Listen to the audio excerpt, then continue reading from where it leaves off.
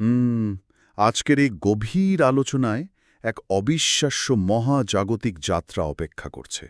মহাবিশ্বের অন্যতম বড় রহস্য মানে নক্ষত্রের জন্ম, তাদের বর্ণিল জীবন আর রোমাঞ্চকর মৃত্যুর মতো বিষয়গুলো নিয়ে আজ আমরা কথা বলবো। আর এই ব্যাপারগুলো শুনলে আক্ষরিক অর্থে মাথা ঘুরে যেতে পারে। আমাদের সামনে আজ তথ্যের দারুণ একটা স্ট্যাক রয়েছে। ঠিক, নাসা স্টেলা ইভলিউশন ফ্লিপবুক গাইড, বেশ কিছু জটিল অ্যাস্ট্রোফিজিক্স গবেষণাপত্র। আর রেডিটের বিজ্ঞান বিষয়ক চমৎকার কিছু থ্রেডও আছে এর মধ্যে। হ্যাঁ, পাশাপাশি অস্ট্রেলিয়ার ফার্স্ট নেশনস বা আদিবাসীদের ৬৫,০০০ বছরের পুরনো জ্যোতির্বিদ্যার প্রাচীন জ্ঞান তো থাকছেই। সব মিলিয়ে আজ আমরা মহাকাশের একেবারে গভীরে ডুব দিতে যাচ্ছি। আর আমাদের এই গভীর আলোচনার মূল মিশন কিন্তু ভারী ভারী বৈজ্ঞানিক তথ্য দিয়ে মস্তিষ্ক ভারাক্রান্ত করা নয়। একদমই না। আমরা বরং খুব সহজে বুঝতে চাই যে মহাবিশ্বের এই বিশাল পারমাণবিক চুল্লিগুলো আসলে কিভাবে কাজ করে, কিভাবে এদের ভেতরে পদার্থবিজ্ঞানের অদ্ভুত সব নিয়ম খাটে। বিশাল নক্ষত্রদের অদ্ভুত আচরণ, কোয়ান্টাম মেকানিক্স কিভাবে তারাদের সম্পূর্ণ পতন ঠেকিয়ে দেয়, এসব নিয়ে কথা হবে। হ্যাঁ, আর প্রাচীন মানুষেরা কিভাবে তারার পেছনের অন্ধকার দেখে মহাকাশ পড়তেন, এসব কিছুর একটা পরিষ্কার চিত্র আমরা আজ তুলে ধরব। সবচেয়ে বড় কথা হলো কিভাবে এই নক্ষত্রদের মৃত্যুর সাথে আমাদের নিজেদের অস্তিত্ব সরাসরি জড়িয়ে আছে, সেটাই হবে আজকের আলোচনার সবচেয়ে বড় চমক। তো চলুন একেবারে শুরু থেকে শুরু করা যাক। অর্থাৎ নক্ষত্রের জন্ম। হ্যাঁ, নাসার ফ্লিপবুক গাইড থেকে আমরা জানতে পারি যে সব কিছুর শুরু হয় একটা স্টেলার নার্সারি বা নেবিউলা থেকে। জ্যোতির্বিজ্ঞানের ভাষায় একে মলিকিউলার ক্লাউডও বলা হয়। এগুলো মূলত ধূলিকণা ও গ্যাসের বিশাল হিমশীতল এক মেঘ। আর এখানেই মহাকর্ষ বা গ্র্যাভিটি তার আসল খেলাটা শুরু করে। এই মলিকুলার ক্লাউডগুলো আকারে এতই বিশাল হতে পারে যে আলো পার হতেও কয়েক আলোকবর্ষ সময় লেগে যায়। এই বিশাল গ্যাস আর ধূলিকণার মেঘ মহাকর্ষের টানে ধীরে ধীরে এক জায়গায় জড়ো হতে শুরু করে। মানে মহাকর্ষ তো সবসময় সবকিছুকে ভেতরের দিকে টানতে চায়। ঠিক তাই। যখন এই মেঘের একটা নির্দিষ্ট অংশে পর্যাপ্ত উপাদান একসাথে জড়ো হতে থাকে, তখন এর ঘনত্ব বাড়তে থাকে। আর ঘনত্ব বাড়ার সাথে সাথে এর ভেতরে চাপ এবং তাপমাত্রাও প্রচণ্ডভাবে বেড়ে যায়। হ্যাঁ, আর ঠিক যখন কেন্দ্রের তাপমাত্রা কয়েক মিলিয়ন ডিগ্রিতে পৌঁছায়, তখনই জন্ম নেয় একটি শিশু নক্ষত্র বা প্রোটোস্টার। আর এই প্রোটোস্টারের ভেতরে যখন নিউক্লিয়ার ফিউশন শুরু হয়, তখন থেকেই শুরু হয় এক অদ্ভুত ভারসাম্য রক্ষার মহাকাব্যিক যুদ্ধ। ভারসাম্য রক্ষার যুদ্ধ বলতে? মানে নক্ষত্রের কেন্দ্রে হাইড্রোজেন পরমাণুগুলো একে অপরের সাথে প্রচণ্ড বেগে ধাক্কা খেয়ে হিলিয়াম তৈরি করে, আর এই প্রক্রিয়ায় বিপুল পরিমাণ শক্তি বা তাপ উৎপন্ন হয়। বুঝতে পেরেছি। এই তাপ নক্ষত্রটিকে বাইরের দিকে প্রচণ্ড জোরে ঠেলতে থাকে। একে বলা হয় হাইড্রোস্ট্যাটিক ইকুইলিব্রিয়াম বা তরল স্থিতিক ভারসাম্য। আর এটাই হলো নক্ষত্রের টিকে থাকার মূল মন্ত্র। একদিকে মহাকর্ষ নক্ষত্রটির বিপুল ভরের কারণে তাকে ভেতরের দিকে দুমড়ে মুচড়ে বিন্দুতে পরিণত করতে চাইছে, আর অন্যদিকে নিউক্লিয়ার ফিউশনের ফলে সৃষ্ট প্রচণ্ড চাপ তাকে বাইরের দিকে ব্যালুনের মতো ফুলিয়ে রাখতে চাইছে। ঠিক ভেতরের দিকে টান আর বাইরের দিকের এই চাপের মধ্যে যে তীব্র লড়াই, এটাই আসলে একটা নক্ষত্রের জীবন।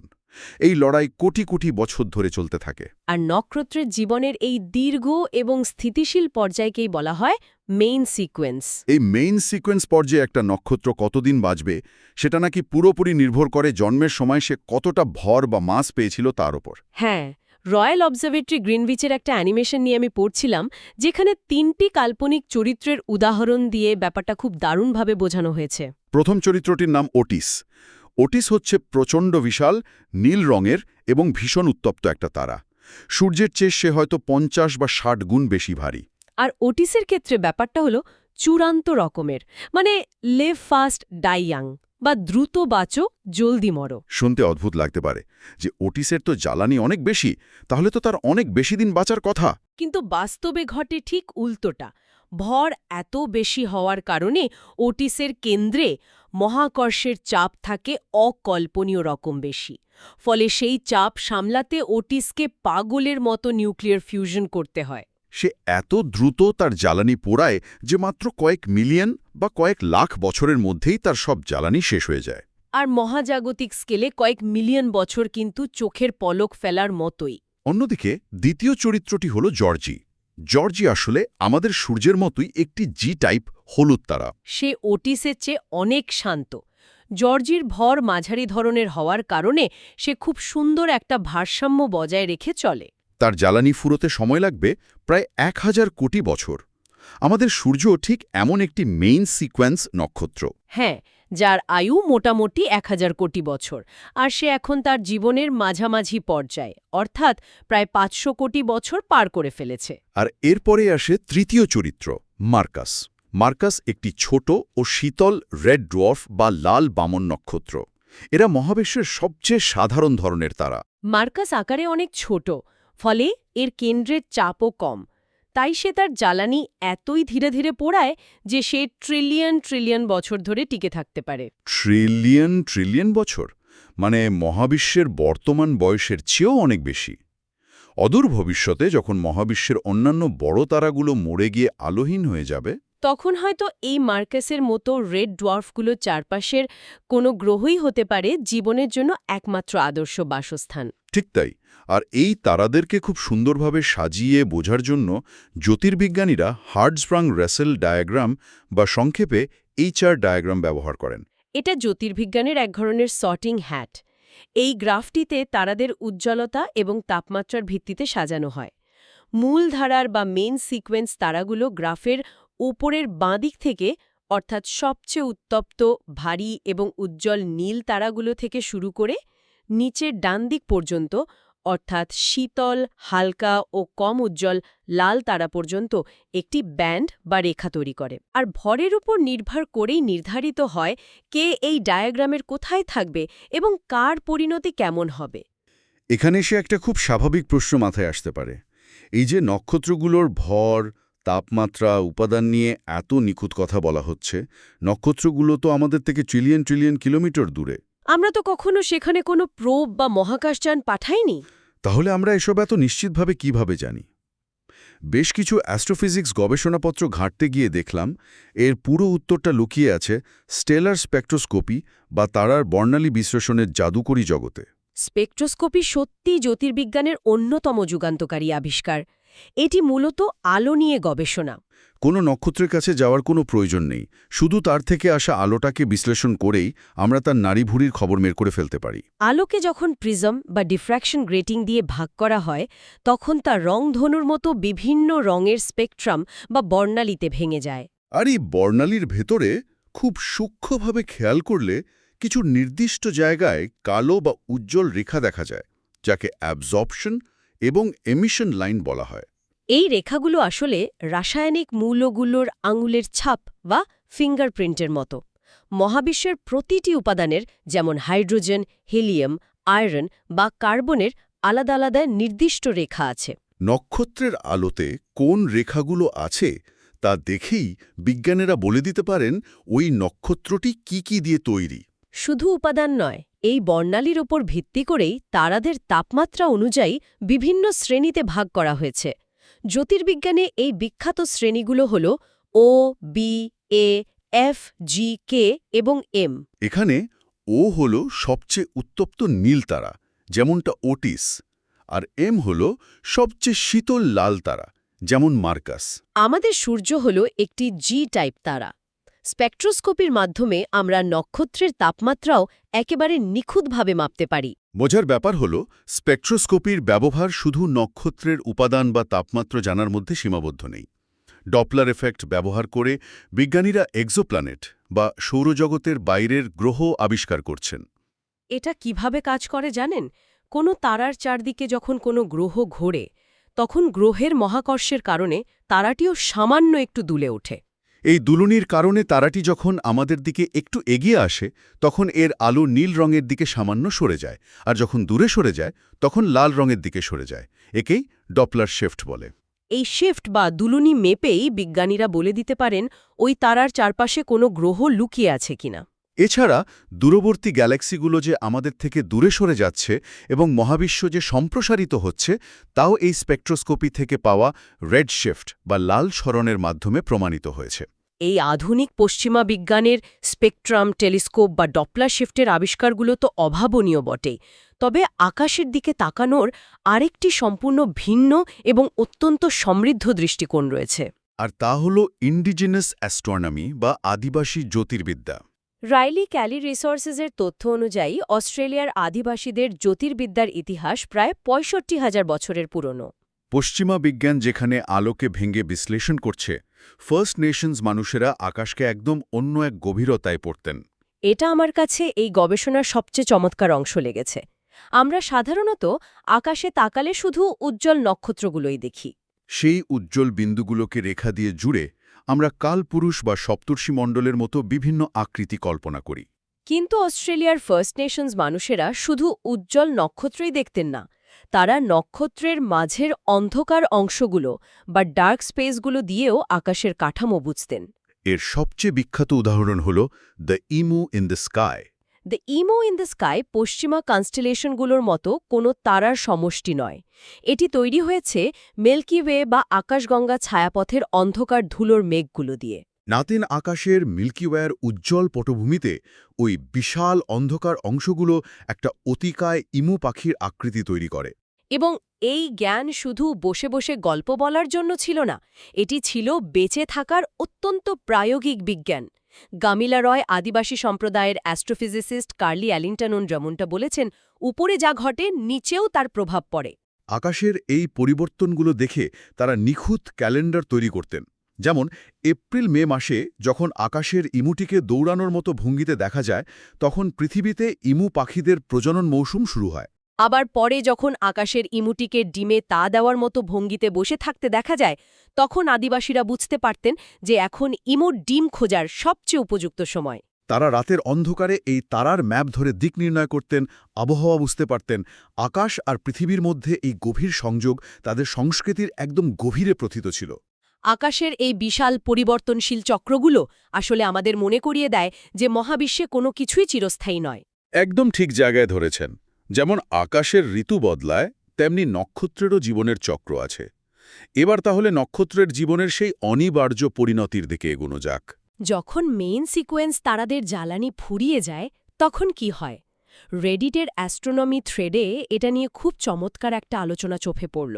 সেখানে আমাদের জর্জি অর্থাৎ সূর্যের ভবিষ্যৎ পরিণতি নিয়ে খুব স্পষ্টভাবে বলা হয়েছে।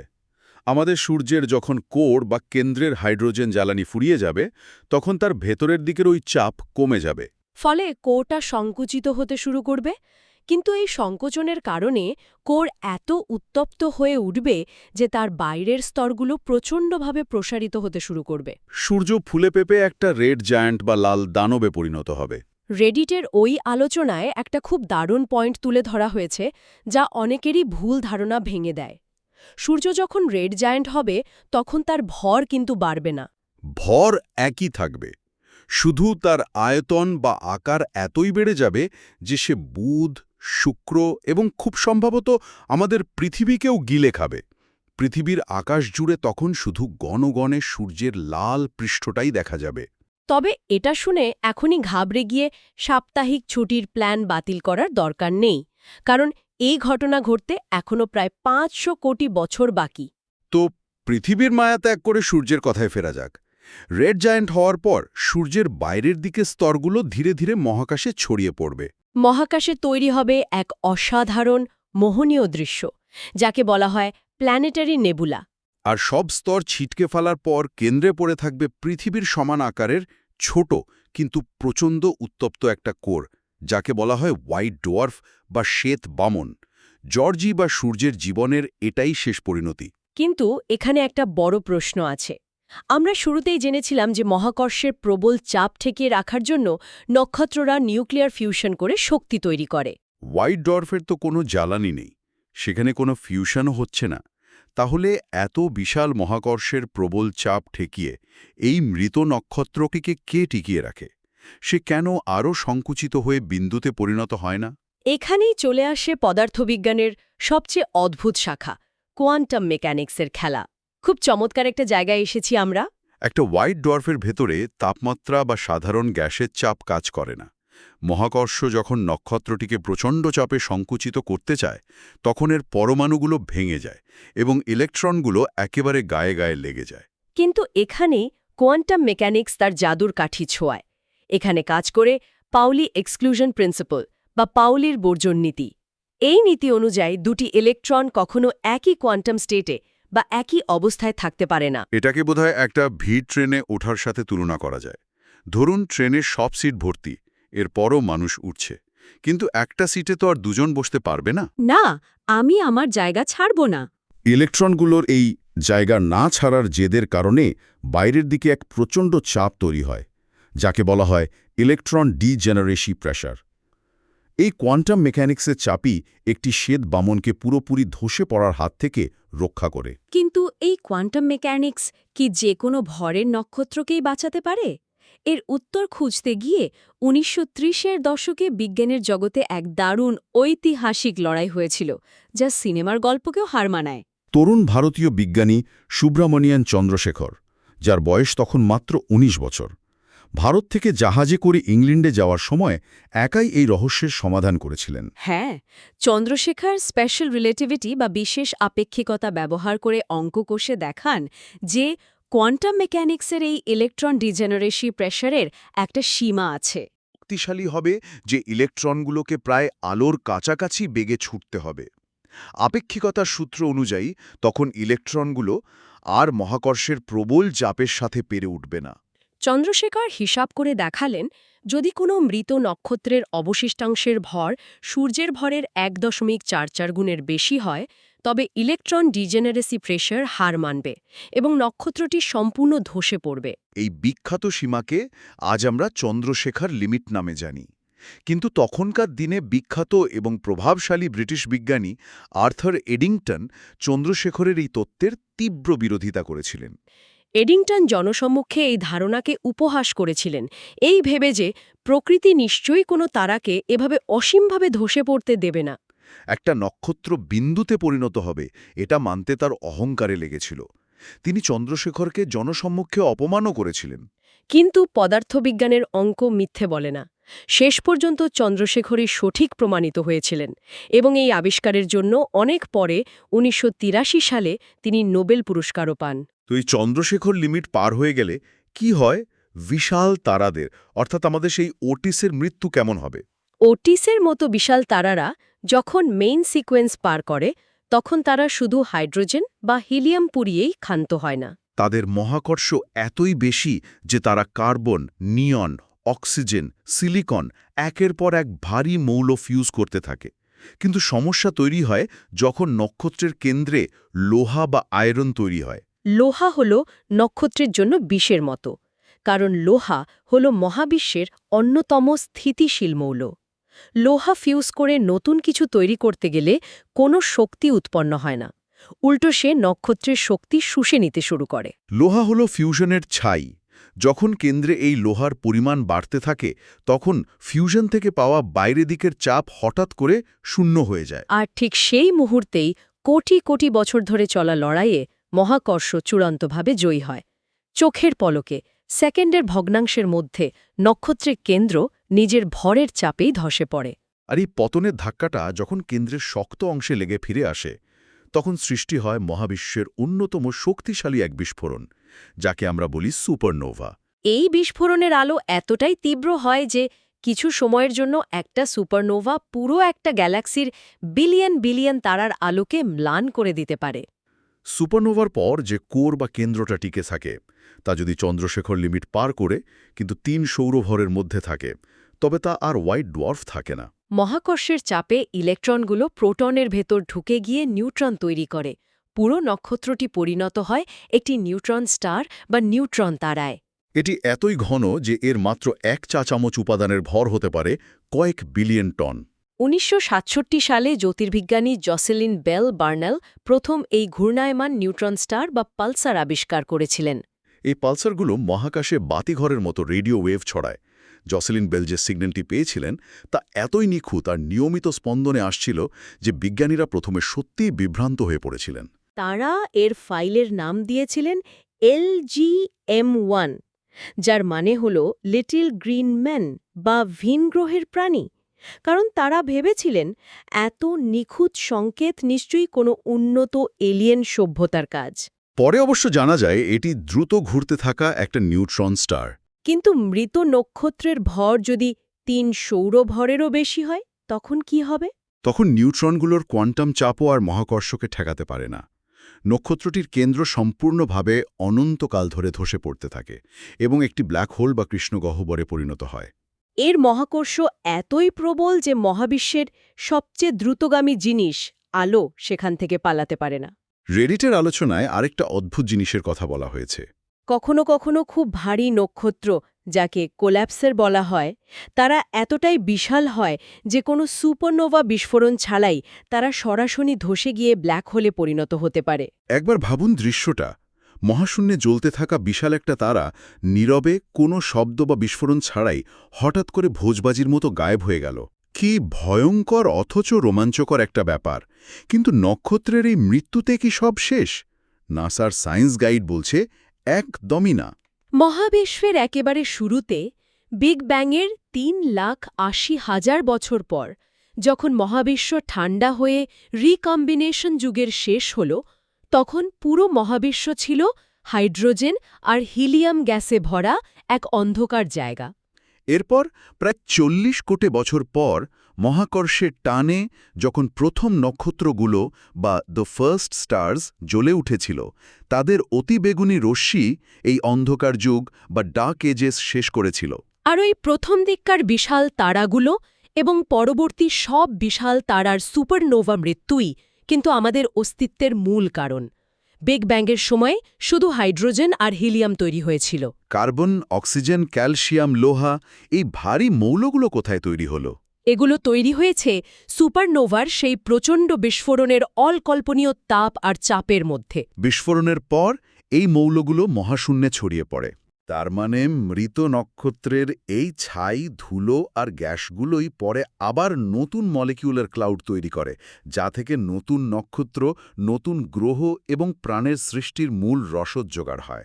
আমাদের রক্তে যে আয়রন বা লোহা আছে, আমাদের হাড়ে যে ক্যালসিয়াম আছে, তার সব কিছুই কোটি কোটি বছর আগে কোনো এক বিশাল তারার সুপারনোভা বিস্ফোরণের আগুনে তৈরি হয়েছিল। বিখ্যাত জ্যোতির্বিজ্ঞানী কার্ল সেগান যেমনটা বলেছিলেন, আমরা সবাই নক্ষত্রের ধুলো দিয়ে তৈরি। নক্ষত্রের মৃত্যু আসলে কোনো শেষ নয়, বরং এটি মহাজাগতিক পুনর্ব্যবহার বা নতুন সৃষ্টির এক অনিবার্য শুরু। আজকের এই দীর্ঘ আলোচনা থেকে আমরা দেখলাম নক্ষত্ররা আকাশে জ্বলতে থাকা শুধু কিছু আলোর বিন্দু নয়, এরা মহাকর্ষ, কোয়ান্টাম মেকানিক্স এবং আপেক্ষিকতার এক অদ্ভুত ব্যালেন্সিং অ্যাক্ট বা ভারসাম্যের খেলা। অস্ট্রেলিয়ার আদিবাসীদের ৬৫,০০০ বছরের প্রাচীন আকাশের পঠন-পাঠন থেকে শুরু করে আধুনিক স্পেকট্রোস্কোপি এবং চন্দ্রশেখর লিমিটেড জটিল অঙ্ক, সবকিছুই আমাদের মহাবিশ্বের এই বিস্ময়কর গঠন বুঝতে সাহায্য করে। কিভাবে একটি হিমশীতল ধুলোর মেঘ থেকে জন্ম নেওয়া তারা হোয়াইট ডোয়ার্ফ, নিউট্রন স্টার বা ব্ল্যাক হোলে পরিণত হয়, তা সত্যিই এক মহাকাব্যিক গল্প। এই মহাকাব্যিক গল্পের শেষে আজকের এই আলোচনায় যারা যুক্ত আছেন, তাদের ভাবনার জন্য সম্পূর্ণ নতুন একটি বিষয় রেখে যেতে চাই। আমরা হোয়াইট ডোয়ার্ফ, নিউট্রন স্টার এবং ব্ল্যাক হোলের কথা জেনেছি, কিন্তু তাত্ত্বিক পদার্থবিজ্ঞানীরা বলছেন সুদূর ভবিষ্যতে যখন মহাবিশ্বের বয়স আজকের চেয়ে ট্রিলিয়ন ট্রিলিয়ন গুণ বেশি হবে, তখন আয়রন স্টার বা লোহার নক্ষত্র নামের এক অদ্ভুত জিনিসের জন্ম হতে পারে। যখন মহাবিশ্বের নতুন কোনো নক্ষত্র জন্ম নেবে না, তখন টিকে থাকা শীতল হোয়াইট ডোয়ার্ফগুলোর ভেতরে কোয়ান্টাম টানেলিং নামের এক অবিশ্বাস্য ধীর প্রক্রিয়ার মাধ্যমে পরমাণুগুলো ফিউজ হয়ে লোহায় পরিণত হতে শুরু করবে। 10 টু দ্য পাওয়ার 1500 বছর পর মহাবিশ্বের এই মৃত অবশিষ্টাংশগুলো হয়তো পরিণত হবে বিশাল জমাটবদ্ধ ঠান্ডা লোহার গোলকে। একবার কল্পনা করা যাক সেই চিরমান্ধকার হিমশীতল মহাবিশ্বের কথা, যেখানে মহাশূন্যে কেবল ভেসে বেড়াচ্ছে অগণিত নিস্তব্ধ কালো লোহার গোলক। সেই মৃত্যুপুরীতে কি কখনো নতুন করে কোনো প্রাণের স্পন্দন জাগবে, নাকি ওটাই হবে আমাদের এই উদ্দাম মহাবিশ্বের চূড়ান্ত পরিণতি? ভাবলে অবাক লাগে এই বিশালতার কথা। আজকের এই গভীর আলোচনা আমরা এখানেই শেষ করছি।